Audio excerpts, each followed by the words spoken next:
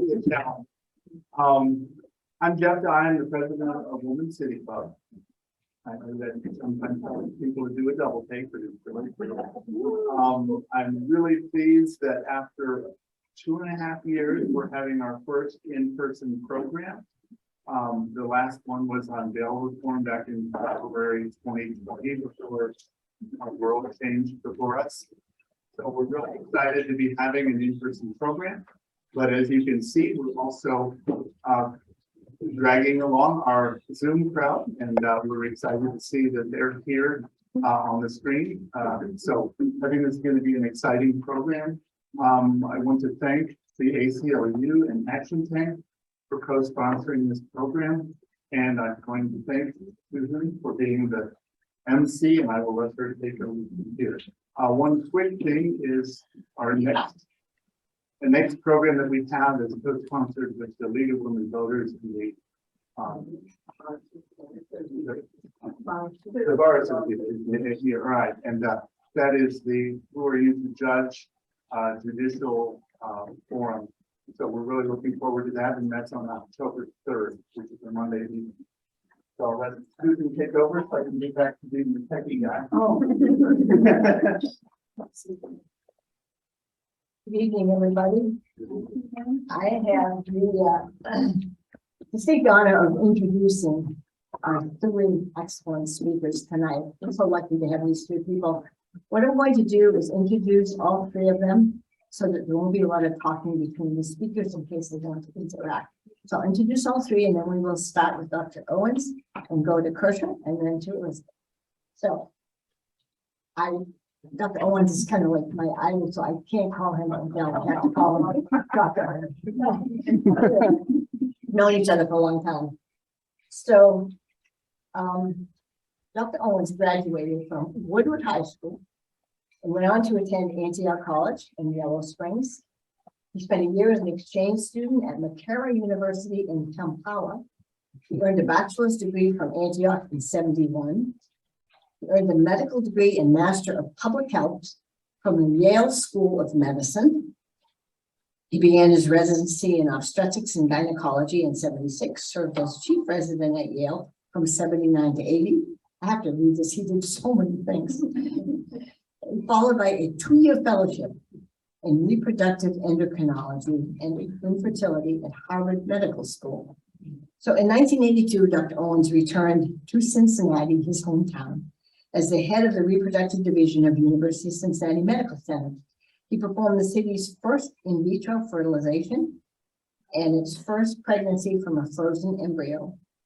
He helped the doctors at the Cincinnati Zoo conceive the first gorilla in vitro. He also served as director of endocrinology and infertility at Christ Hospital, and he later left his medical practice to become medical director at United Healthcare. I never knew that. He also helped to found Rise Learning Solutions, which is a nonprofit organization that focuses on early childhood education, training, technology. Dr. Owens, as you know, will remember, most of you, won election to the Hamilton County Coroner in 2004, becoming the first African American to serve in an executive office in the county's history. And then in 2008, he won re-election with the most votes ever received in the Hamilton County election. So, it's pretty amazing. During his term in office, he gave at least 1,000 talks to local leaders about social equity. And he also talked to local students about life choices, arguing that the high school graduation would decrease the homicide rate. And I know that's true. In 2010, he became president of Cincinnati State Technical College, Community College. He oversaw the opening of the satellite campus in Middletown. And in 2015, resigned from that position. The same month, he was hired by the Cincinnati Health Department as its medical director. So he became the interim health commissioner when Dr. Mazzarola retired. And then shortly thereafter, 3 months after, he resigned to become the president and CEO of Interactive Health, which you all know is a nonprofit organization that promotes public health. He led that until his retirement in 2021. So he has had an incredible career. And now everybody in the world wants him to speak. It took me a long time to get in touch with him. I had to go through his daughter. And our second speaker will be Kersha Daigle, who is the CEO and president of Planned Parenthood of Southwest Ohio. Kersha brings with her more than 8 years of leadership and organizing experience with Planned Parenthood Federation of America and Planned Parenthood Action Fund in Washington, D.C. She served as the president of the D.C. Abortion Fund, and she has experience working in a Planned Parenthood St. Louis Health Center. No stranger to Southwest Ohio, Kersha attended the University of Cincinnati and became a Planned Parenthood patient for the very first time in the Mount Auburn Health Center as a student at UC. She has a Bachelor of Social Work from UC, a Master's of Public Health, and a Master's of Social Work from Washington University in St. Louis. And as Kersha says, it's pretty incredible to think that 13 years ago, she walked into that health clinic as a patient looking for birth control. And here she is now the president and CEO of that same health clinic. So, and then our third speaker is a longtime friend of Women's City Club, actually, as all three are, as Dr. Owens is too. Elizabeth Hopkins, the organizing director of ACLU. She believes in the power of people. From a young age, Elizabeth has been organizing her peers and elders to move in the interest of what is right, true, and just. Whether she's organizing marches for racial justice, organizing fasts and prayer walks for police accountability, or building large teams inside of congregations and communities, Elizabeth stays connected to those whose society attempts to forget. I think all three of our speakers tonight do that. Elizabeth brings a diverse background in nonprofit management, leadership, and community engagement. She spent most of her career building power for everyday people. She has utilized the skills gained through her life and professional experience to work on human rights issues, such as protecting and expanding reproductive health care, we're talking about tonight, enacting legislative reforms in the criminal justice system, and protecting the economic health of communities, families, and expanding access to universal pre-K. So when Elizabeth is not working at one of these incredible things that she does, she's raising her two small children. She also has she's a graduate of Cincinnati Technical College with a focus on business management and is finishing her degree in organizational leadership at the same time she raises these two little kids. So tonight we're going to be talking about what is a controversial and very, very important subject. So I am going to turn the microphone over to Dr. Owens, and you can stay in the seat if you got what you want to do. Where's the audience? Good. Stand up, stand No, up. whatever you want, because we can move the microphone. Okay. You guys.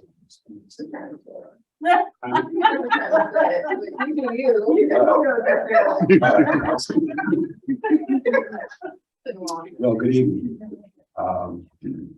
My resume reflects that I just can't keep a job. So everything got anything for me. Yeah. And then when I retired, it was in the newspaper, and somehow the public hasn't found out yet. So people actually telling me he's retired and wants to go fishing.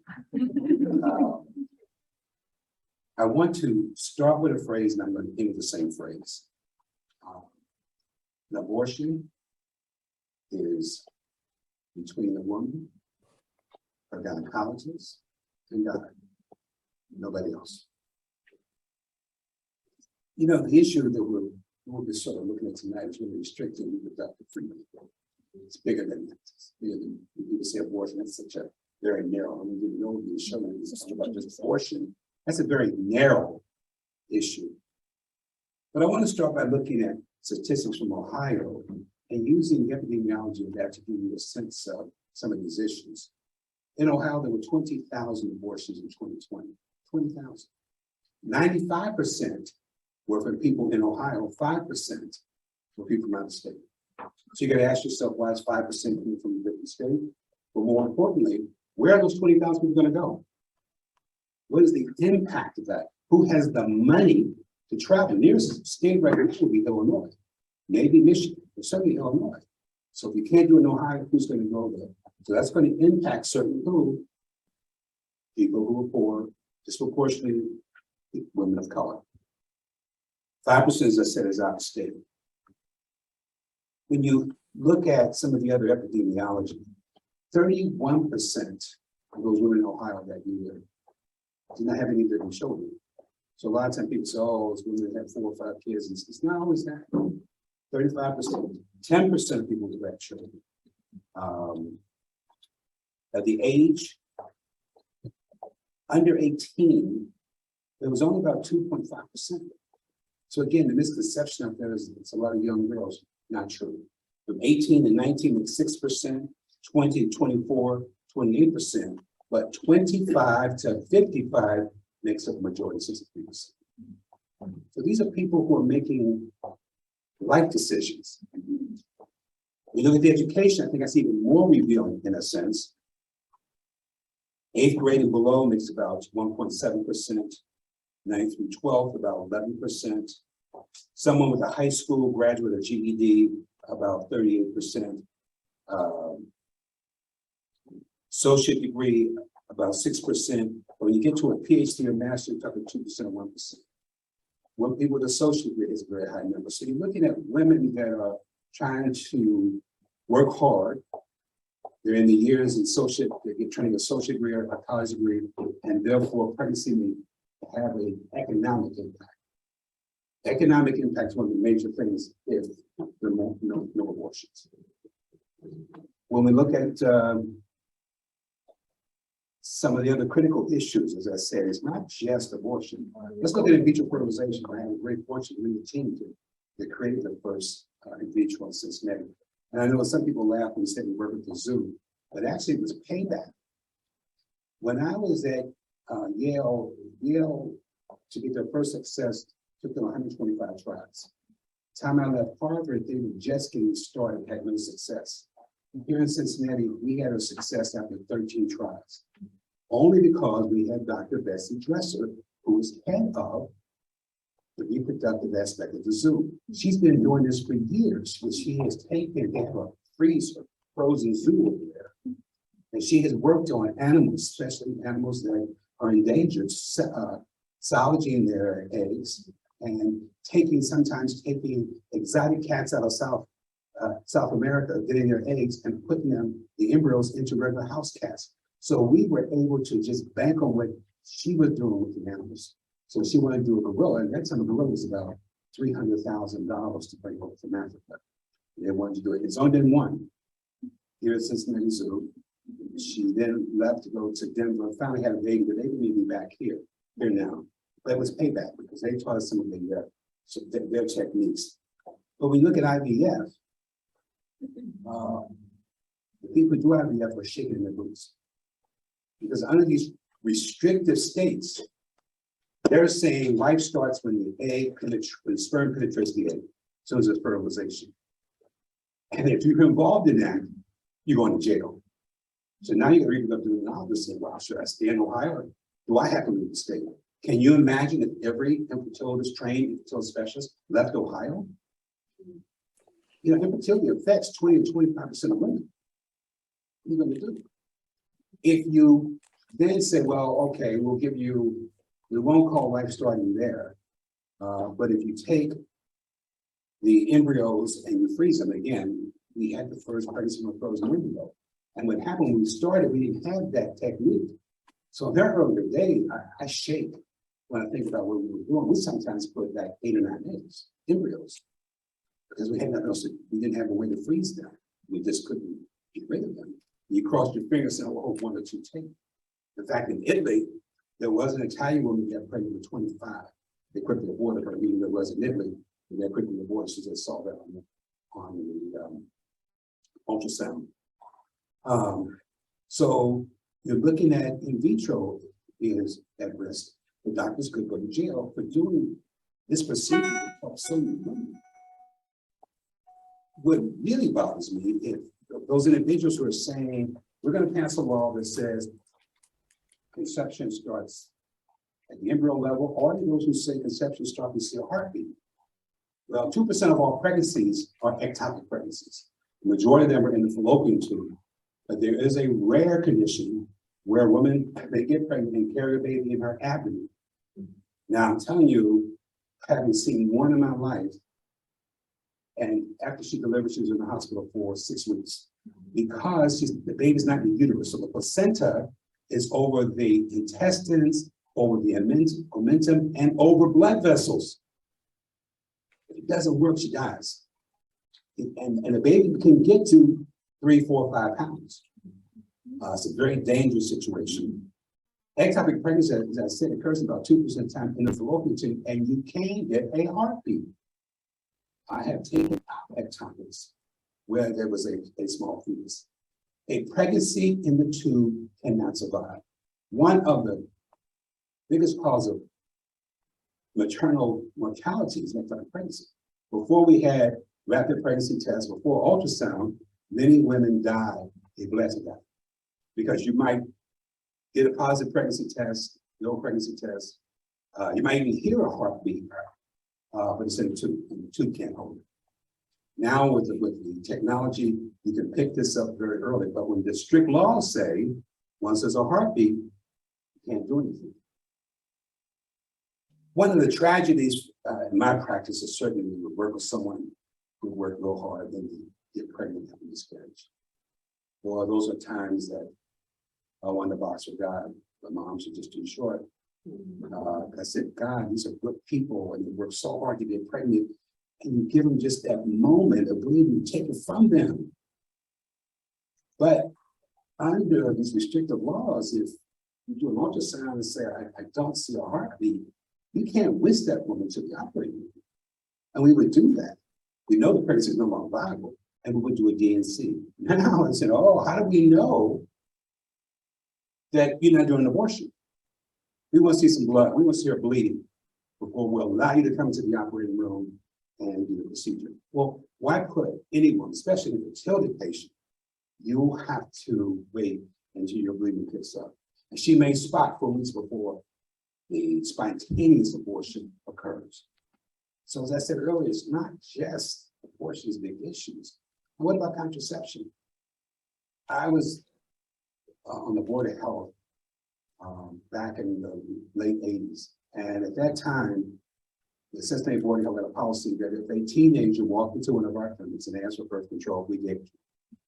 Well, there's a group here in town that said, oh no, we want you to ask the parents.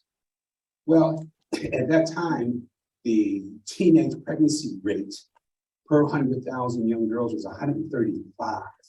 That's huge. Today it's down to about 20 or 30. It's huge. So we felt that the girl's responsible enough to come in and say, I want protection, get it. You go to the parent, she's not coming back, or the parent's gonna beat her or whatever, all kinds of things can happen. None gonna be good. But we had to stand our ground. People really, but I'm seeing, and these are the same people against abortion. You can't have it both ways. If you don't want abortions, then let's protect people. We'll take that away. And again, not only that, but, you know, there's a lawsuit 2 weeks ago where an employee at Walgreens got fired because they refused to fill a prescription for birth control pills. Walgreens said, look, we went through this and we told our employees, this is our policy. If someone comes in with a prescription from a physician, we're going to fill it. And they're saying no, and you have groups that are protecting them saying, no, they should have what's called a conscience bill, or some, if you have a religious aspect, if you don't believe in, you can bring that up, if you don't believe in birth control, then you have a right not to give it out. It's not right. It's not right. This is big, but then at our end, you got 200 great speakers, but it then transitions into the LGBT group, because what if you have a trans male living as a male, got a uterus, and gets pregnant? And you say you can't have an abortion. Well, how do you have that person, what's going to happen in that person's head, their mind? You're looking at suicide. He said, no, I'm a male, but you're pregnant. So it is a bigger issue.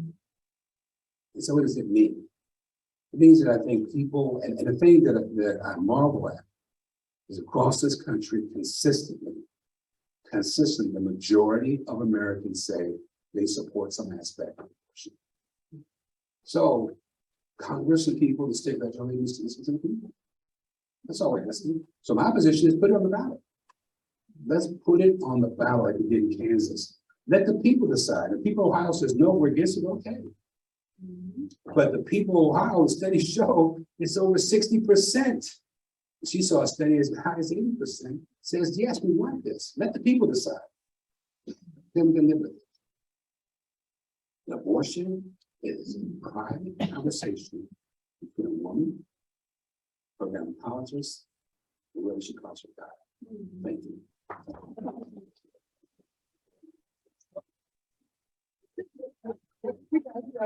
I'm sorry, I neglected my duty. I was supposed to say that if you need to use the restroom, there are two of them back there and one out in the hall. Thank you, Susan. Thank you. Oh my goodness, how do I go after Dr. Owens here? The Dr. Owens. Can we just give it up for him one more time?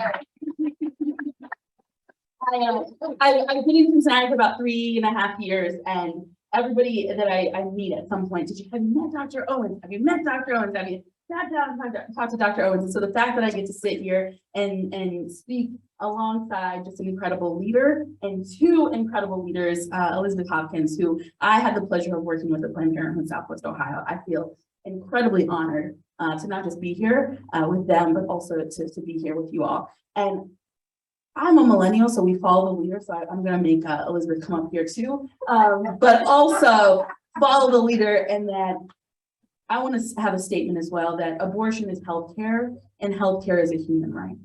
Abortion is healthcare and healthcare is a human right. And I want to follow that by saying just thank you to every single person that is here in this audience, that's here with us virtually as well. Y'all, I know this has been a long fight. And some of y'all have been fighting this fight for many, many, many, many years.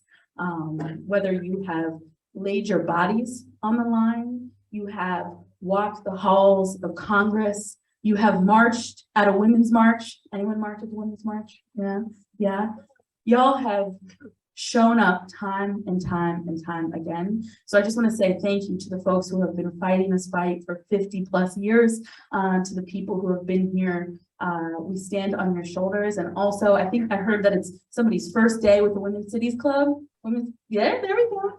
And I'm sure you've been involved for a while as well, but just thank you. Whether this is your first day or many, many, many years, we all have a lane and we all have a space. And I just want to say thank you. As Susan said, I'm Kersha Dybel, President and CEO of Planned Parenthood Southwest Ohio. Prior to being here, I was in Washington, D.C. I had the pleasure of working with Cecile Richards, leading our organizing and advocacy team at the National Office of Planned Parenthood Action Fund. But prior to that, I was a student at Washington University in St. Louis, and I actually started some of this work by talking to our patients, by working in our health centers and talking to our patients about all of the options that they have available to them. But really where I got my start is on the same street, just right down the street on Auburn Avenue as a patient with Planned Parenthood Southwest Ohio. When I was a student at the University of Cincinnati, I'm from Tuscarawas County, which is a super tiny small town. Anyone familiar with it? New Philadelphia, it's called? No, probably not. Okay, we got a couple. I usually at least get one or two. Thank you. It's your quintessential small town, but we didn't have access to places like Planned Parenthood. So when I came to college at UC, my stepmom, she took me there to get birth control. And I saw the protesters outside, so that scared me. I'm like, where did this woman take me to get healthcare, right? But she told me everything was gonna be fine, and it absolutely was. But that was when I was 18. I returned to Planned Parenthood when I was 20 to access abortion care. And it was the first time in my life that I felt like I could talk to somebody about sex, about my sexuality, about the experiences that I was going through. And I remember walking out of that health center for the first time in my life, my shoulders dropped. I felt like I was the only person that got to make that decision, that nobody, and especially not a man, was going to tell me what I could and couldn't do with my body. So I am incredibly fortunate for the experience and for this organization. And now it is just a true honor to be able to lead and make sure that young people and all of the patients, the folks that Dr. Owens talked about, that they have the understanding of the information and that they can stand up for themselves to make sure that that they know Planned Parenthood is there for them. I want to give you a little bit of just kind of setting the reality. There is so much information out there right now. What is actually happening inside our doors? What is happening with the law? So I want to talk a little bit about that. But I also want to just say that, I know that this moment feels bleak, and it is. Although we are currently providing abortion care up to the gestational limit of 22 weeks here in the state, which is really, really exciting in this moment. We know what's in front of us, right? There's a long fight ahead in front of us, but Roe was always the floor, right? It was never the ceiling. Roe actually opened the door for states like Ohio to come in and chip for decades, right? For at least 10 years, the last 10 years, chip away at a person's access and ability to actually access abortion care. It opened the door for those things to happen over a decade-long period. So we are in a moment now where we, as young people, as LGBTQIA+ folks, as Black and Brown communities, as trans folks, where we all together as patients get to redesign what does abortion access actually look like here in the state? What do, not from what we had, but what we need, right? Because choice in Roe is really in name only. When people have the legal right to abortion, do they really, when they actually can't access abortion, right? Based off of all the barriers that the state puts us through. So that is my glimmer of hope in this moment, is that we actually get to redesign. There is a sense of freedom. Oddly enough, I know it sounds bizarre, but there's a sense of freedom that we get to redesign and make sure that what we are defining is inclusive of everyone, and it's actually what we need and what we want. But first, some good news.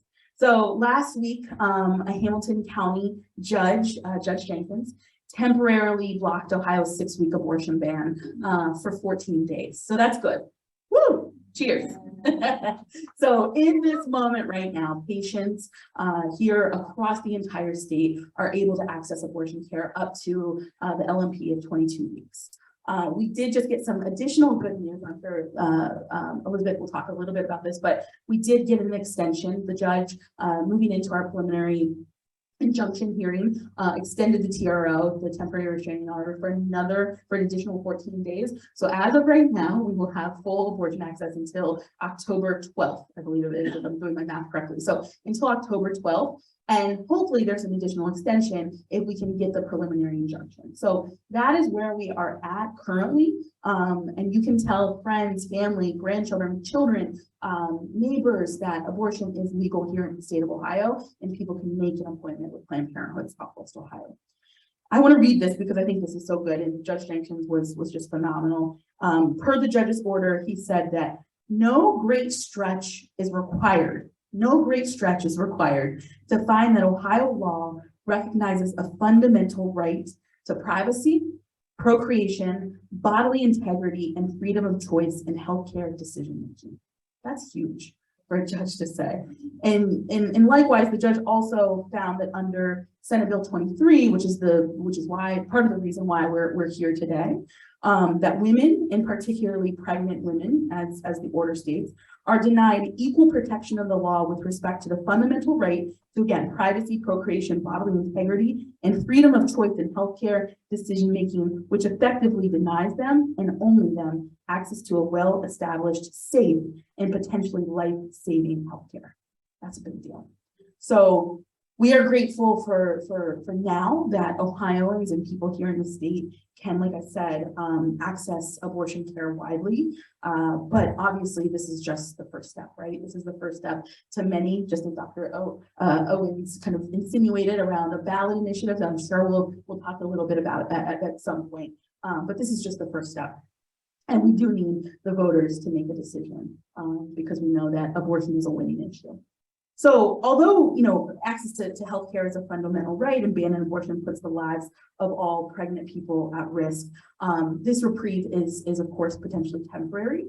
And even in this instance, access is limited because there are so few providers in this state.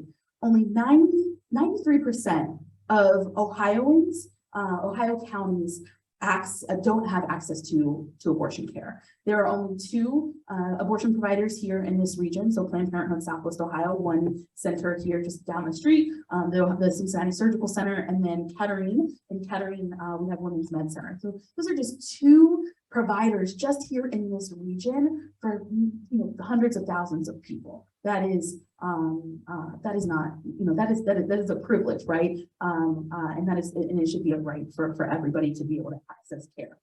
So we have already, just to give you a little bit of context for what we're seeing in our health centers and what really we've been seeing for the last couple of months when it wasn't accessible for patients, because we've been seeing some pretty devastating impacts once SB 23 went into effect, and how people have been responding to the crisis. So the patients that we've seen over the past few weeks have come to us with unique needs and challenges. Some are already parents. Some, want to be parents at some point in the future. Some are sexual assault survivors. Some have mental health crises or in mental health crises currently.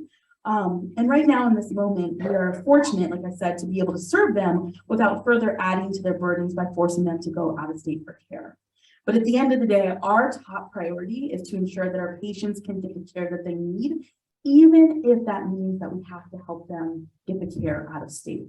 So we at Planned Parenthood Southwest Ohio, because we knew that this didn't just happen overnight, right?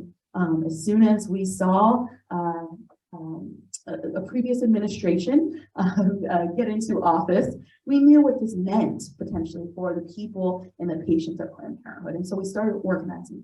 We started meeting with all of our regional partners across the state, just as Dr. Owen said, around Illinois, Michigan, Pennsylvania, New York, many states across this region to make sure that we were prepared for the moment when we were not able to actually provide abortion care to our patients here in the state of Ohio. And so we have signed agreements. We work directly with both independent providers, because Planned Parenthood is not the only provider of abortion care. We work with independent providers across the region, as well as our other affiliates across the region, to make sure that we're prepared to send those patients. And over the last couple of months, we have sent over 450 patients out of state to receive access to abortion care. 450 patients. That obviously those people should be able to access healthcare, and the state should be protecting those patients to be able to access healthcare. But we are lucky and grateful that we have the resources, thanks to so many, I'm sure many of our incredible supporters here in this room, who made sure that those patients could access transportation, lodging, food assistance, travel assistance. Many of these people have never left their neighborhood, let alone their city, and let alone their state. So we are almost acting for those few months, and potentially into the future, we're acting as a concierge service, if you will, to book travel, to book lodging, to book safe transportation for patients to get from state to state, to be able to access the full range of services in another state. So over these emotionally and obviously mentally trying weeks, I have watched our staff members, because number one, it's impacting the patients, right? But it's also impacting our providers who want to practice at the top of their license, who have made this their life's mission to be able to provide abortion care. And it's also impacting our staff, who are experiencing this trauma and crises, just as patients are going through as well. But we have cried with patients when they learned that they can't actually get the care in Ohio. Our staff had to send a homeless woman with a young child for care outside of Ohio, as well as a patient undergoing treatment for cancer.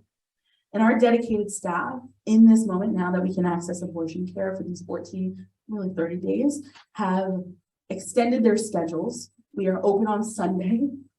We have extended hours to be able to make sure that we can provide care to as many patients as possible, because it is that important. It is that important to us as an organization, to us as a stakeholder in this community, and to us as a social safety net provider for thousands of people here in Ohio.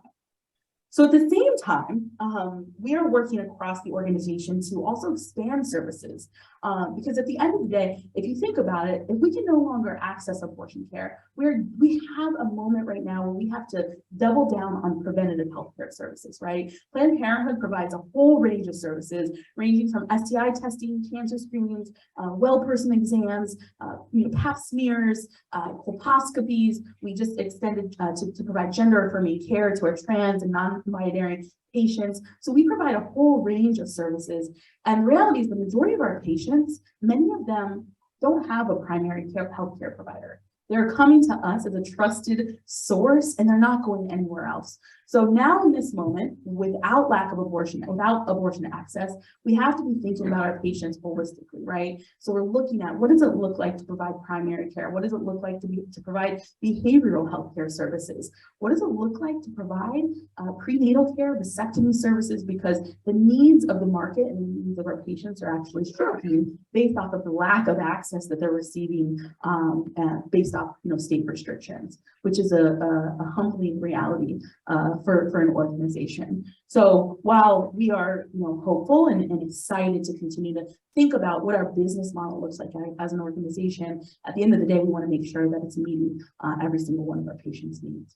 So there's so much happening. I'm sure there's probably time for questions at the end, but I do want to just say that there's a lot folks can do in this moment. Sorry, I'm losing my place here.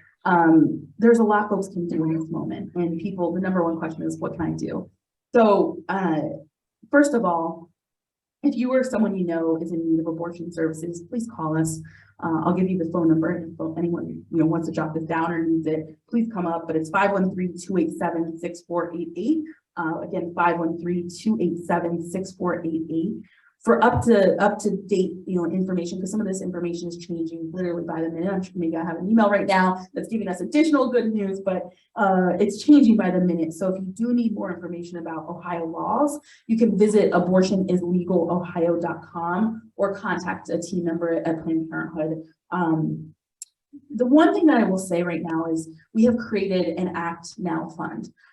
We are, when the state has turned their back on this organization, when the federal government at one point turned their back on this organization, it was because of you all and supporters and people who believe in the mission, believe in the work that this organization provides that allow us to continue to provide care for our patients. You all are truly the reason that we can still sustain us as an organization. So we have created an Act Now Fund, meaning it's around access, care, and transformation. So to enable our patients to be able to get from Ohio to the appropriate state that they need to get to, should they have to do that, and also around some of the transformational work we're doing with expansion of care. So that's one way that you can support. You can all obviously share your story. Abortion stigma is real, and it continues to further stigmatize the word around abortion and sexual health. So sharing stories is a huge opportunity for us as an organization to just get the word out about the importance of Planned Parenthood and the importance of abortion access. You can obviously volunteer on October 8th. We are actually having a canvas, so we're going to be knocking on doors to educate folks in the community about the services Planned Parenthood provides, get them involved, because I am here representing the C3, so I can't talk about all of the good work we've got to do in 2022, but there is some canvassing happening on October 8th at 10 a.m. at the Auburn Center, just right down the street. So you can find more information on the Planned Parenthood Advocates of Ohio website, where they'll have sign-up sheets and all that good stuff. But if you are willing to hit the pavement and start knocking on doors, please, come find me after this, and I'll make sure that you have the appropriate information.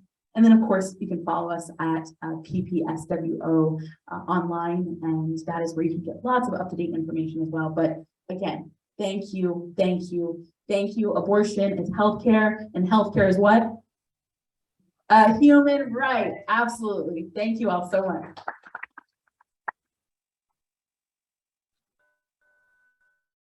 That was a lot of information. The other thing I forgot to mention, that I really felt on my job, was that all the questions will be at the end. We will alternate questions from here and from the chat. We have it in the chat.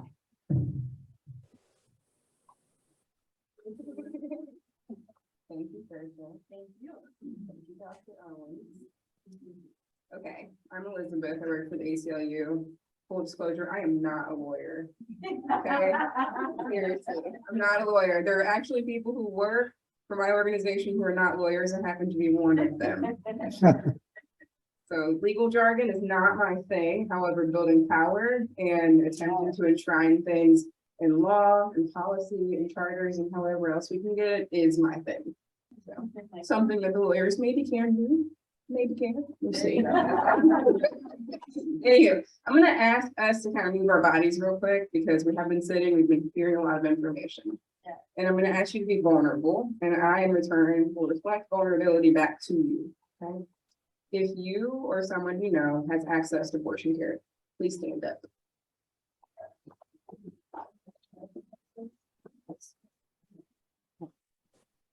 I want us to look around this room right now. Yeah, seriously. And people who might be sitting right now probably know someone, right? But like Kersha was saying, we keep it so hidden.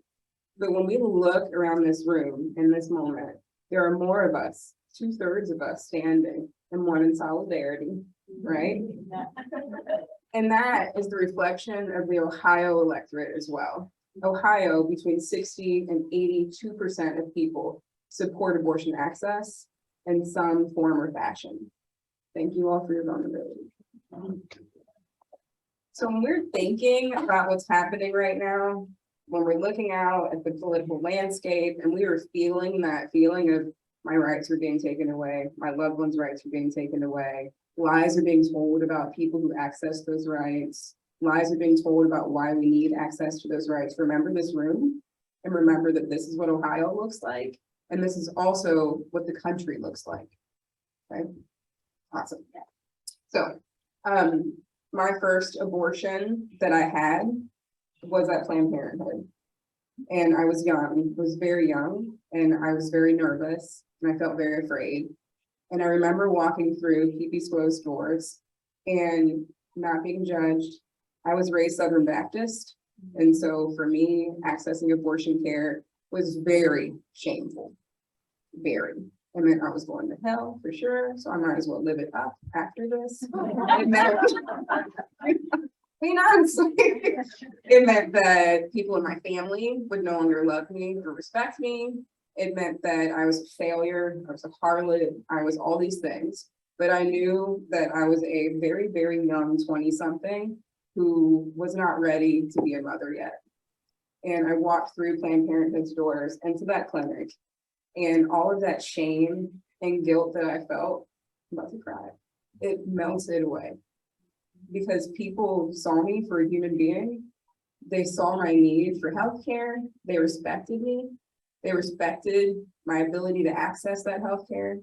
I remember laying on that table and looking up at this awesome SARC poster. And I don't know if you all know who SARC is, but if not, check her out, SARK. And it was just affirmations about how I'm loved and I am a good person. And I have value and I have purpose in this world. And because of my ability to access abortion care, I now have 2 beautiful children, Ezekiel and Zyla. They're 7 and 9. They drive me up the wall, for real. And I drive them up the wall too. I'm always taking them to protest and we're going canvassing. We got to release phone banks. We need to go talk to so-and-so. We're going to see the senator. And they're probably burnt out already from organizing and they're 7 and 9. However, I have them because I had the opportunity to make the right decision for my life. And I worry now about my children and whether or not they will be able to make the right decisions for their lives. So there's that. Where are we right now in these conversations? We heard kind of like the very, very amazing Dr. Owens talk about the statistics, the need for this access to the abortion care, how many people it affects, how many people with demographics, right? Racial breakdowns, education breakdowns, income breakdowns, all of that comes into the story that Kersha was telling us about how Planned Parenthood and other organizations who enable people to have access to care, there we go, how, they as providers see the playing field that we're in right now. how they're choosing to be, pliable and adjust in this moment. Because 2 weeks ago, their doors were not closed, right? Because we will never close our doors. However, they were like, maybe there were politicians trying to shut them. And we're not allowing that. And so for me, with the ACLU, we are not only in the courtrooms, as you all know, litigating around these BS trap laws and around all of these restrictions that are being put in, like Senate Bill 23, that some people try to name the heartbeat bill, but it's actually a fetal tones bill. So we're not going to use that language anymore. It is a fetal tones bill. That is not a heartbeat, it's a fetal tone. But we see how often politicians are using language to invoke emotion, right? So they use language of shame. They use language of fear. They use language of purity, values, morals. We saw this happen in Ireland not too long ago. Ireland had a national referendum that abortion access was no longer the rule of law in the country. They ran a ballot initiative. And that ballot initiative was not fighting, iron with iron or fist with fist. It was fighting the fire that these politicians and people who were seeking to take away access were coming with love and compassion. And that's how I believe we will win. People like me, people like you, people like those that you know who have accessed abortion care, we deserve compassion. We deserve love. We deserve to be protected. We deserve to be able to live full lives. And that is the way that we need to think about this movement that we're trying to build. It's not to shame another side, right? It is to help people understand that we are human beings and deserve to be protected under the rule of law. That's where the Constitution comes in. So right now, as you all have probably heard via text messages, phone banks, all that wonderful lit that is in your recycling bin, hopefully, or your trash can, it's fine. Politicians who are knocking on doors and trying to get you to vote for them. We are about to have an election. This election really, really, really matters. As you've been seeing, the Ohio Supreme Court has had its day in the news recently, not just recently, over the past few years. Gerrymandering is a big one. Redistricting, the ACLU right now is continuing to sue over and over and over again to get the Ohio Supreme Court to enact the laws that are part of the Constitution, right? That we need to have fair and balanced maps.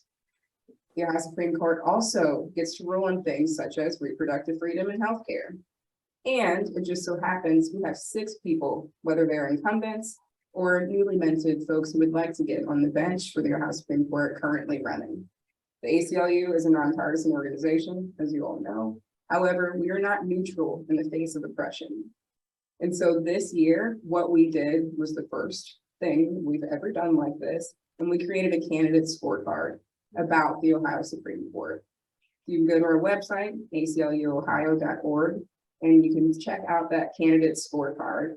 We talk about what they responded. So we sent out a candidate questionnaire asking these 6 candidates how they felt about some of our core issues, right? So reproductive health care, voting rights, criminal justice reform, things of that nature.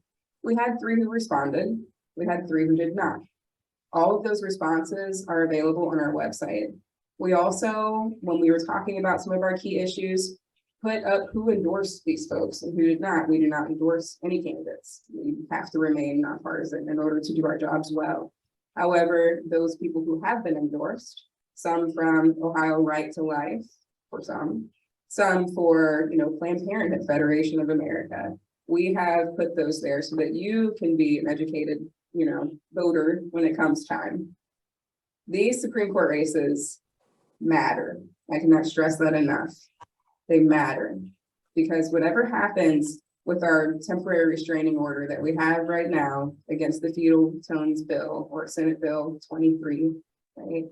If that for some reason does not continue, we need to make sure that when we continue to push this this litigation higher and higher and higher in the courts, that we have favorable courts.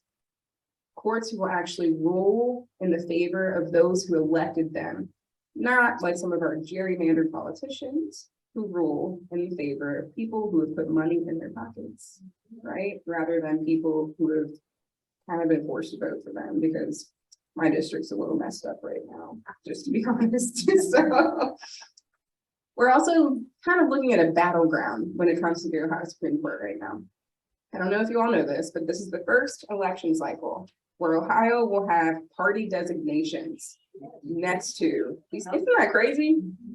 I could have swore that judges and those who work in the judicial branch were supposed to be nonpartisan, fair, unbiased, but I think that might be a thing of the past.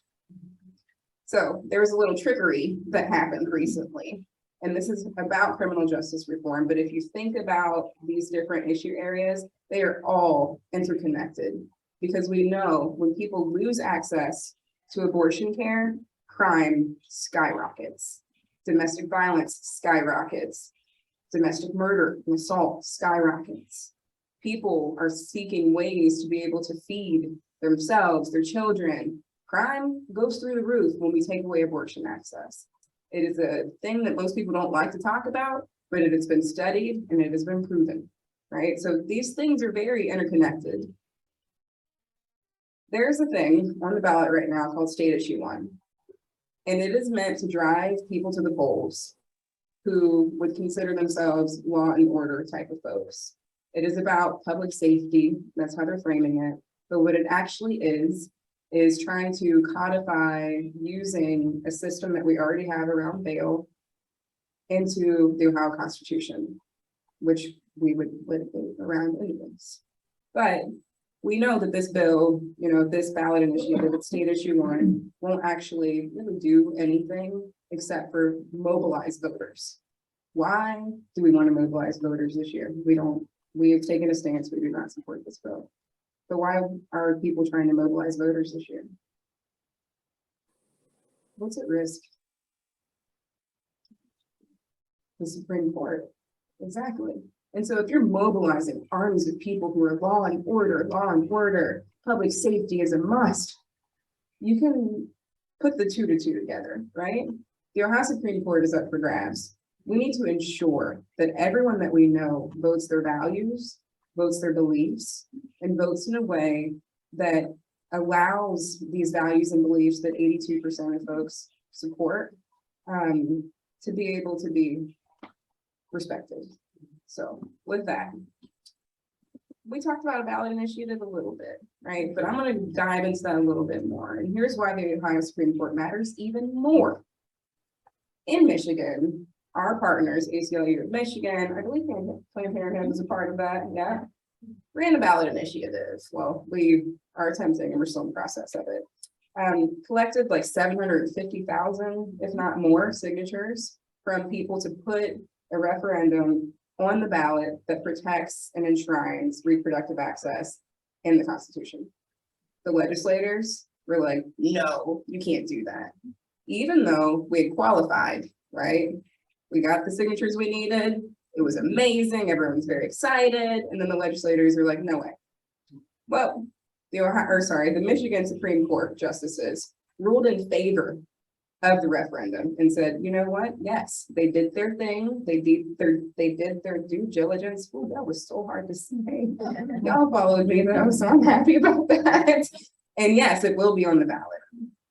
There are things in works right now. There are conversations that are happening about trying to do something in Ohio to ensure that access to reproductive health care, which is a human right, is enshrined in our Ohio Constitution. Depending on what our Ohio State Supreme Court looks like, we might go the way of Michigan. We might go the way of the legislators of Michigan. It really depends. And that's why I cannot stress this enough. Reproductive freedom is on the ballot this year. We have to vote our values. 70% of this room stood up and said, yes, I know someone, or myself included, who has accessed reproductive care. And we have to do everything that we can to make sure that we do not go back to pre-Roe times.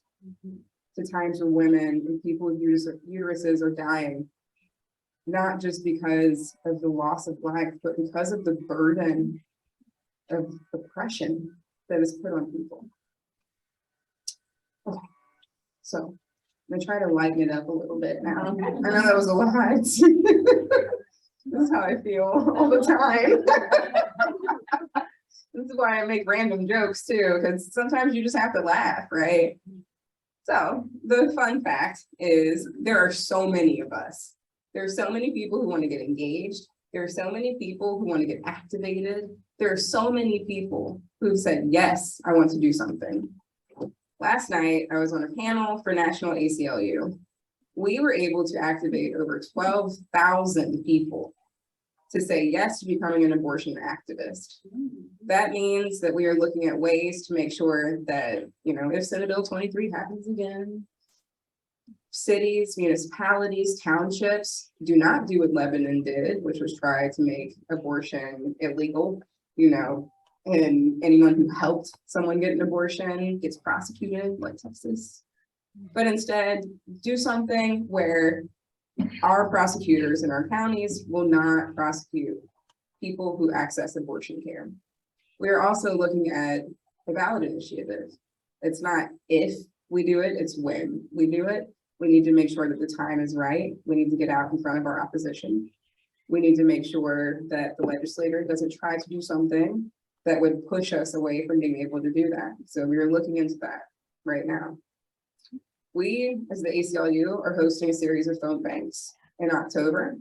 We will be every Tuesday and Wednesday calling thousands of Ohioans to make sure that they know that our freedoms and our values are on the line when it comes to the Ohio Supreme Court races. We are just one small violin in a very large symphony of organizations who are building this type of power in Ohio. The media would have you believe that there's less of us than there are of those who seek to take away our rights. But I'm here as living proof that there are more of us than those who seek to take away our rights. But it is going to take every single one of us in this room sharing the information that you heard tonight with at least 5 folks in your network, making sure that people who maybe just don't feel like voting this year, get out and vote. For real. Signing up for phone banks, going canvassing with Planned Parenthood.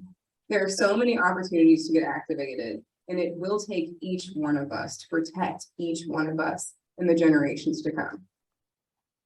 Are you in? Yes. I need you to be in. My kids need you to be in. Your loved ones, your children, your grandchildren, your nieces, nephews need you to be in. I'm not a lawyer, again. Okay. I'm just somebody who's trying to get you to go knock the door. So at least cast a vote, okay?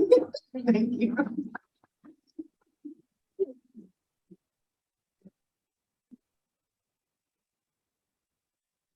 Well, we know what we have to do. So let's have some questions. Yes, Amy. Question for Elizabeth. In the behind the scenes organizing, which I was in the pictures with you, who along the state is calling the judge, and who decided to live the case to have, why haven't we found for that particular case? I'm punting it to Curtis. So just for context, we originally went to the Ohio Supreme Court for, can the people online here, if I talk here? Yeah. Oh, no, it's taped. We couldn't even get away with sitting down anyway. What was it? Okay. So just for context, originally, we went to the Ohio Supreme Court. We filed against the 6-week abortion ban in the Ohio Supreme Court. We filed an emergency stay, and our stay was immediately denied. And then the Attorney General, well, actually that was prior, but our stay was immediately denied. This is an emergency. This is a crisis. We waited for weeks and weeks and weeks and did not hear a peep That's in the time we sent 450 patients, had to send 450 patients out of state. Obviously, that would have been our best bet, right? To have this actually in the Ohio Constitution, to have this secured, but we hadn't heard anything from them. And so we did, there was a group of brilliant attorneys across this state, Planned Parenthood, independent abortion providers, obviously the ACLU, strong, brilliant, smart minds together who made the decision to go here to the Hamilton County State Court. It is, you know, if you look, even believe it or not, Hamilton County is, we probably have some of the best judges, fair judges, right?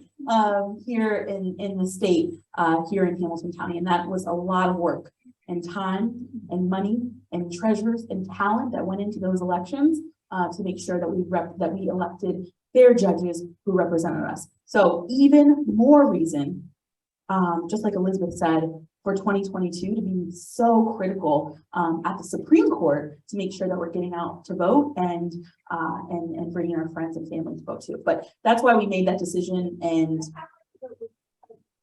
you and the local Planned Parenthood, and how much is because you talking about rural physical.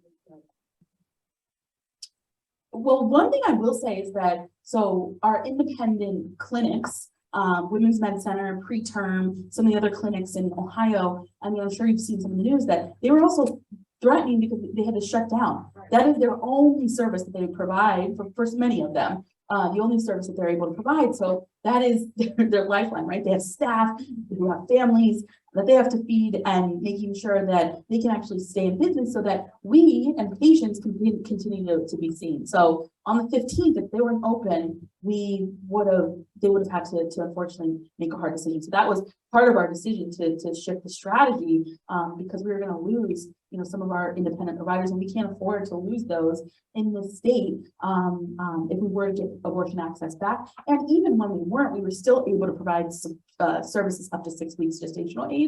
And so that's, you know, we were still seeing patients. Although it is, people barely know you're pregnant at 6 weeks, right?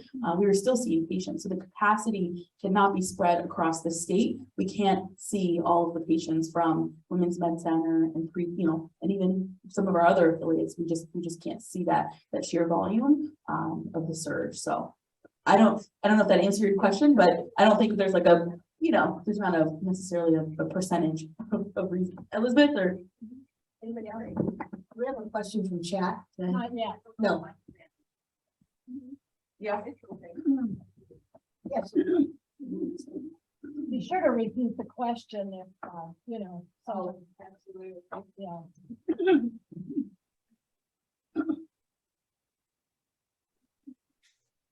What? I'm not sure what's going on. Did somebody else have a question? Did you have a question? No, Oh, go ahead. Anything online? no, not yet. And I just want to share a couple more things. This issue to me is an umbrella issue.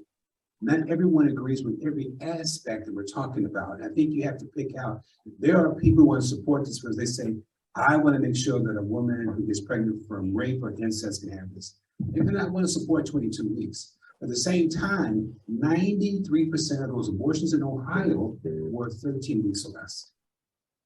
So the ones when you hear 15 and 20 weeks, 18 weeks, that's a smaller number. So I think people will pick. And I think there's a difference between being pro-abortion and pro-women's rights. As an infertility specialist, I could easily provide a home for every pregnant woman that want a baby. But that's not fair to make her bear that burden for 9 months when she, as we say, may have an economic impact, an emotional impact. And, again, as a coroner, I was raised in the homicides, and it's very interesting that homicides are higher in pregnant women and in women who are at least 1 year postpartum versus women who are not pregnant and who are not in the postpartum period. So you take away abortions, you're going to increase your mortality rate in women. That's going to be clear. It's going to be homicides and the infant mortality rate, and it's going to be impacting more poor people and women of color. So, as I said, this is a big issue. And I would just add, I agree, Dr. Owens, I would just add that, you know, I think we immediately, so for what, 50 years, our opposition had been claiming, abortion needs to be left up to the states, abortion needs to be left up to the states, right? And as soon as Roe was overturned, what happened? We saw Lindsey Graham try to pass and put forward a 15-week abortion ban. And many of these things, and I'll give you some backup here, but you know, there's no like scientific reason, from my understanding, as to where, you know, 20-week, 15-week, 13-week, 6-week, as to where these gestational limits are coming from, aside from the fact that it does, you know, allow, it allows our opposition to start to creep in, right? So we might see a 20-week ban, then we see a 15-week ban, then we see a 6-week ban. And for a decade, since 2012, our opposition had been creating and crafting a very strategic strategy to start to chip away at access. That started with ridiculous laws around Down syndrome and race and gender that starts, you know, makes you question, like, oh, what's going on? You know, like, but really what it is a targeted agenda that they have been running to restrict access, full stop. And the end result is overturning of Roe v. Wade. When I was in training, if a woman miscarried below 20 weeks, no birth certificate. You had to get to 20 weeks to get a birth certificate. So I think in the earlier years, that 20 weeks was the cutoff. 15 weeks, I don't understand it. That doesn't register. So it's 20 weeks under or above. But as I say, when I was training, you could not get a birth certificate unless the fetus was at least 20 weeks old. Amen. Yes. Ready. Yes, okay, government should not be involved. A government that can prohibit abortion is a government that could require abortion. Not a question, but a It's comment. not a question, but it's a comment. Government should not be involved. A government that can prohibit abortion Could could require abortion. I mean, there's a lot of theories around why all of a sudden these abortion laws are coming out. Anti-abortion laws are coming out. We look at birth rates. We look at, I could take you there if we really wanted to go there. But when we think about birth rates and think about, you know, the shifting in demographics, and then we see who is in power. And then we see these anti-abortion laws coming out, and we see who they're really targeting.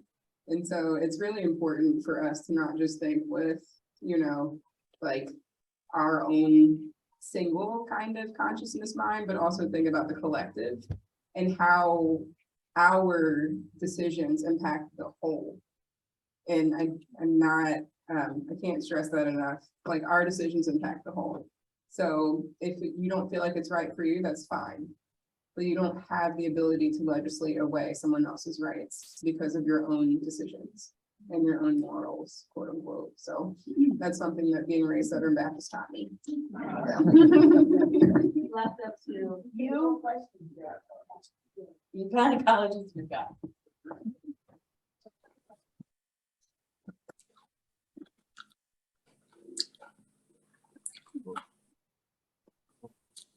Thank you. I just have a question, since you all are kind of professionals in your fields and around this issue, kind of I feel like different angles of it. Do you have any strategies that for people, you know, that you need, or for any of us that have people in our lives who don't feel the way that you feel and who are so steadfast in feeling that way? Do you have any kind of tools to like disarm them, or I don't want to say convince, because that makes it seem like it is something that needs to be convinced when it's more factual, but hopefully like you get my gist. Like, how do I talk to them so that they don't just immediately block me out, and how do I talk to them in a way that is actually going to get through to them, and maybe at least when they go home they think about it a little more. Great question. Again, I would say you start with a small piece. And for me, the small piece would galvanize the United States, that 10-year-old girl who was raped and they won't give an abortion. And you even had someone in the state said, I don't even believe her story. People are outraged. So I think you start with something like that, and the person will say, and that's what happened. There are many people who I read in state legislatures that when someone said, what are you going to do with this 10-year-old girl? kind of backed off, so, okay, maybe I can expand. So I think you start with that and build on that. You go. I agree with Dr. Owens, and I also, just in my like persuasive tactics, when I speak with people who might not agree with, you know, what I'm talking about, I try to find inroads of connection. And so I do a lot of this when I do deal with like anti-racist trainings, or, you know, trying to help people understand people from different backgrounds, orientations, etc. And there are a few things that we can all agree on. We can all agree that we want to be productive members of, you know, parts of society. We can all agree that we want to feel loved and love other people. We can all agree that we want to feel valued and protected. We can all agree that we want what's best for our friends and our family. We can all agree on some of those like core issues that make up humanity. And once you can get people to start to think about the things that we have in common more than the things that we have in opposition to each other, that's when you can start kind of like opening the door slightly around access to abortion care.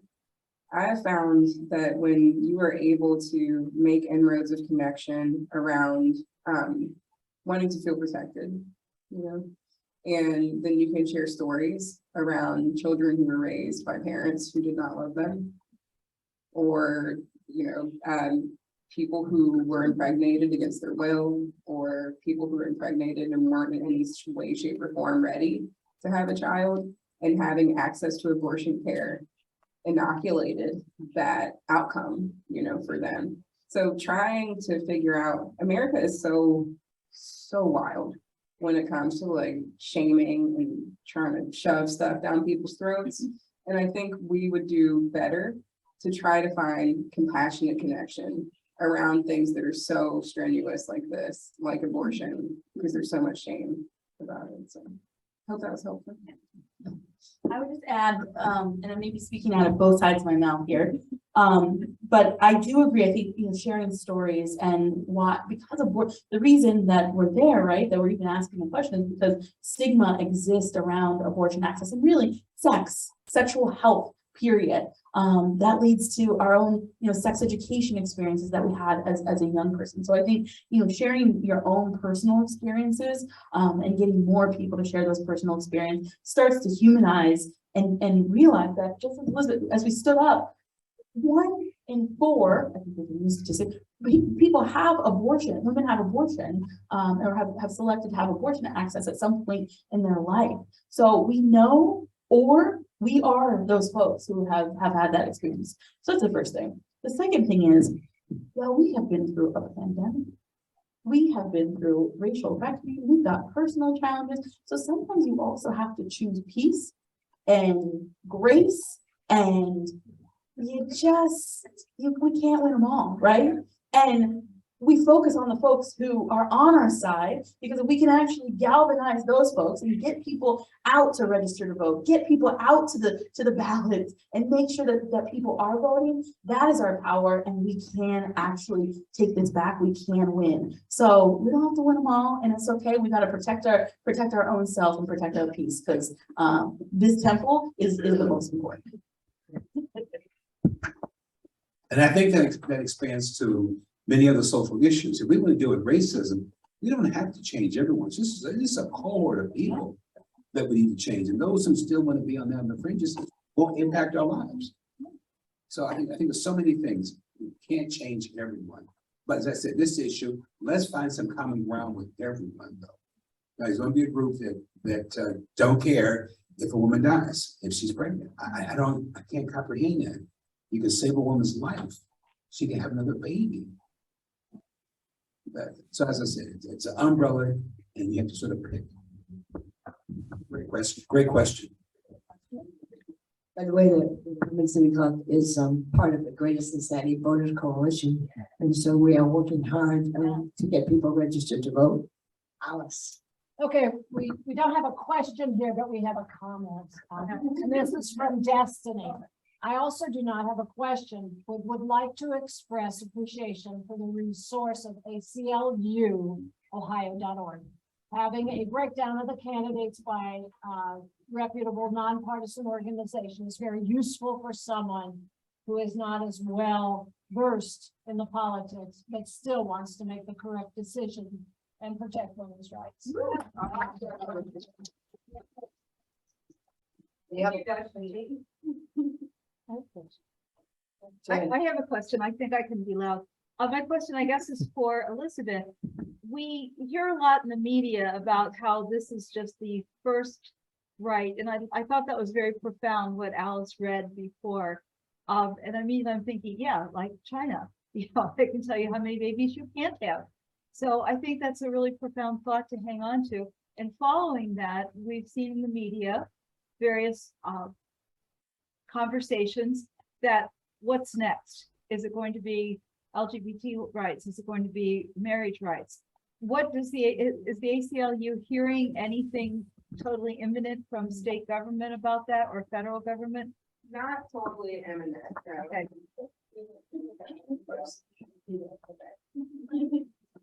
So we also have the same fear and trepidation about those things, especially when Roe was reversed on my birthday. So I'm doing a redo, but you know, there were some of the, what is it called, that came out, the ruling that came out, that was also alluding to things like LGBTQIA, marriage equality. Yes. Yeah, it was Justice Thomas, who is in an interracial marriage, mind you. So you can hear it from the crowd. Yeah, it's real. But it is, so as of this moment, there isn't any movement in the state of Ohio that we know of now. However, similar to how the track law started, you know, in the early 2000s, 2010s in Ohio, if something like that were to happen, it would start very small. And it would start around things like what we're seeing with people who are coming up against trans people who, yes, trans youth, also just trans people in general. And those are things that we are watching. So I think that if we are going to do anything that will actually protect, you know, the rights that we have worked so hard to gain, it has to be through the Constitution and amending the Constitution, and also expanding the power of people who think like us and who vote like us and who protect like us as well. So just know that we're looking, and the moment that something pops up, we'll be working. And we'll do a program on that one too. Okay. You know, I hope we never get there, but let's not pretend. So, thank you. Any other questions? Any other questions? Amy?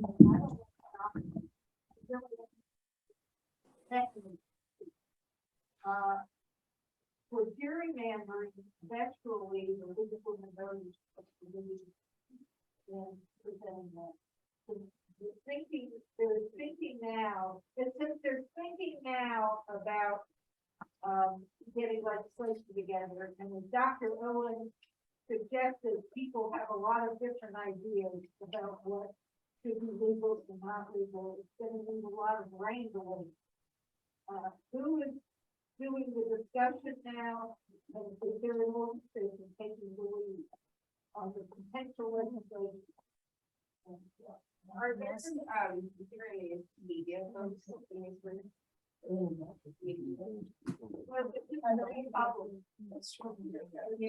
So right now,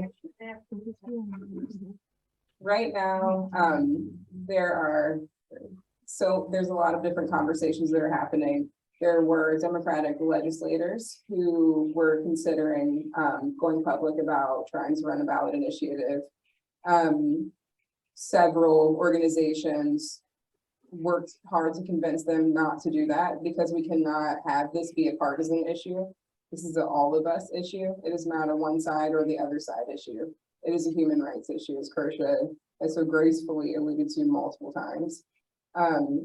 As of right now, there are conversations with abortion providers There are conversations with, different organizations who are extremely supportive of abortion access and abortion rights, legal organizations such as ours, and we are all collaboratively having conversations to figure out what is the next best move, what is the right way to do this.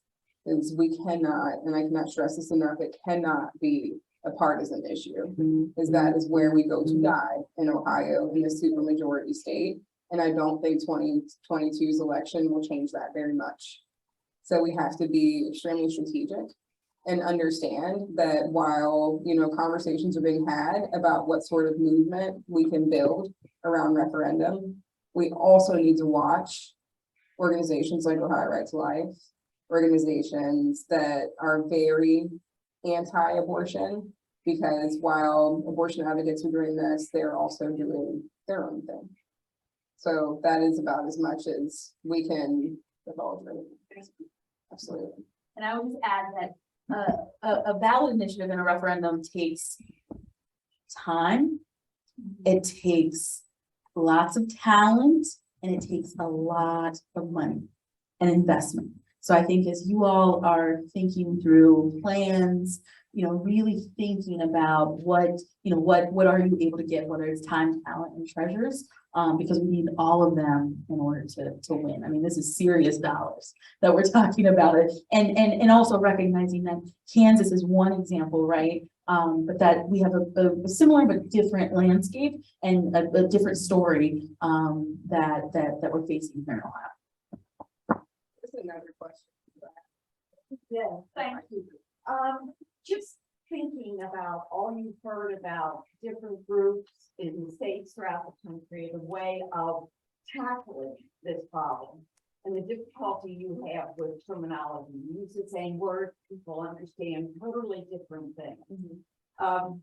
It was very interesting to me, the Legal Woman Voters information session, how they described in the Ohio law, the heartbeat law, where they don't use the correct terminology.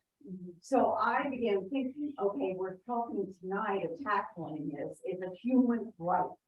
You have a right to health, but also you've got legislation that makes no sense. So from that standpoint, it's nonsense. Then also there are groups that are tackling this is a violation of religious freedom. Yes. You know, the coalition, I think 5 or 6 different religious groups. So I was just wondering, is there any thought that you want to keep it simple? It's human rights and we'll get the judge to focus on it. Or is there any strategic advantage of taking a multi-pronged approach to say, well, they might throw it out for this, but they'll accept it. And then if you do come up with a referendum for a constitution, we've got to make sure the wording gets it all right. Yes. You know, and everybody knows what we're voting for. And the interpretation 5, 10, 15 years is the same as what we voted on now. Yeah. So I'm sorry if I got on the podium, but my mind is so full of everything I'm hearing, you know, that I just want to make sure that it's a comprehensive approach to where we're going. Absolutely. I really appreciate your comment. And that is something that has to be considered, whether it is broad or it is narrow. And things like referendum, a ballot initiative, citizen initiated ballot initiative, they have to be baked in polling and messaging. And that takes a lot of time to get it right. And the thing is like, whatever will end up in the Constitution, well, the ballot language has to be vetted by the ballot board. So there are ways in which, you know, let's use Michigan for an example, right? That the constitutional amendment for Michigan can be very specific, very clear about protecting access to reproductive health care and a person's right to bodily autonomy, right? But on the actual ballot itself, the language still has to be vetted by the ballot board and approved by the ballot board, depending on who, you know, is in charge of the ballot board at that time, what the makeup is. they'll either make the language very easy to understand or very difficult to understand for the voters. So there's so many different avenues for snares, hit hole, you know, all of that, that people need to watch out for when trying to do something like a citizen initiated ballot initiative.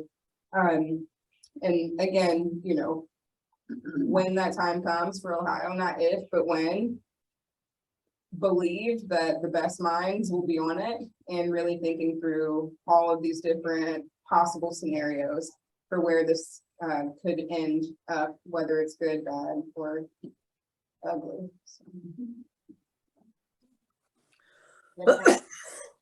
Yes. Yeah, you now. About that. Are there any other questions?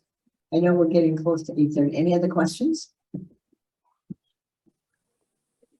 Post these other resources in the chat. Alice, have you typed things in the chat?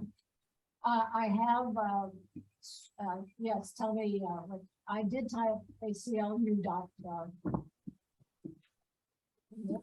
Oh, I was looking it up, yeah, It's ACLUohio.org. okay, And when you go to the website, you'll see there's different banners and you'll see our post-row abortion toolkit. We also have our candidate scorecard, and then we have the Power Of series, and I highly suggest looking at the Power Of series. That series is not only about the Ohio Supreme Court, but it's also about the power of prosecutors, senators, representatives, the, you know, Secretary of State. So it really helps you understand what each level of our government is, what they do, and what power they have over us as citizens and over our legislation. So ACLUohio.org. ACLUohio.org. And a shameless plug for the action team, ACLUohio.org/action team. That's how you get engaged with the organizing work of the ACLU. There we go. Okay. Donna. It's a really stupid question, and I apologize. I must get a dozen requests for money every day from the Democrats who are support. And I think, what do they do with all the money that is raised? Is it for advertising? Is it to pay office staff? What? Where's all this going? I mean, the Republicans apparently get lots more money than the Democrats, but what would we do with all that money? That's my question. Answer that question. All that money. Well, you'll never have all that money, but what would you do with it if you did have it? What are you trying to raise? Oh, are you talking about you're talking about candidates? I'm talking about, I guess, Just in general. and or Yeah. your organization, if you get donations, where do those donations go? I can tell you where ours go. I know you can tell us where Planned Parenthood's go. So I can start, I'll start. Yes. So and just as a reminder, I am here representing our C3 organization as a healthcare provider. So our funding, the majority, like I said, you know, we don't receive state-based funding. We now have entered back into the Title X program, but have received like a quarter of what we actually ask for and what we need from the federal government for Title X. Title X is the nation's largest reproductive family planning program. So it allows us to slide all the way to zero for our patients who are coming in actually seeking preventative healthcare services. Title X does not cover abortion care. So our funding literally goes to patient care, to cost of contraception, cost of contraceptives, cost of medical care, so obviously staff time. You know, we have about 100 staff inside Planned Parenthood who allow us to provide all of this great care to 20,000 patients a year annually. It goes to training, it goes to programs, sex education. We have an incredibly robust sex education program that trains in all of our counties, 32 counties across Southwest Ohio. So I will say thank you for setting us up for this question. It is a great question, and your dollar goes to great use to make sure we operate incredibly lean in this organization. We do we move a lot of mountains with limited resources at Planned Parenthood Southwest Ohio. I think I probably could speak for all nonprofits who are just trying to make a way out of no way to do some good work for the people in our counties, in our region. And then because you're in our office, you need donations. Yeah. In order to keep the same. Yeah. As I said, No, it's a great question. It's probably from there, but you know, other folks are wondering, where is this money going to? Yeah. So for us, it's very similar to Kershaw and to Planned Parenthood, although we are not a medical provider. We are a legal services provider. And so we do sometimes take intake from people who are in prisons or jails. We have lots of legal fees, and those are not cheap. We also run big multi-year campaigns. And so part of the campaign that we're in right now is the campaign to abolish the death penalty. And that has cost hundreds of thousands, if not millions of dollars. And part of what that looks like is polling, which is extremely expensive. It looks like mailing and advertising to get, you know, people's hearts and minds to change. It looks like hosting events like we'll be hosting in October, which is called Witness to Innocence, where we're taking exonerees from death row, from Ohio death row, and going on a tour across 5 different cities so that people can actually meet people who were on death row and get to know their humanity, right? Because they were exonerated, meaning they were legally innocent. We're also currently running another initiative around bail reform, trying to reform the cash bail system in the state of Ohio. So there's lots of like legal work that goes into that, polling that goes into that, organizing, which is my field. And so we're moving hundreds of volunteers across Ohio to come to Columbus and have lobby days to speak with legislators. Whatever money you do get, you have to be very strategic about how you spend it. Because you know, most of the initiatives that you push inside of the State House aren't going to pass. I lost it. I do get a letter regularly from the ACLU for donation. I guess it's a national organization. Is it better for me to give you money, or is it better for me to give you? Easy.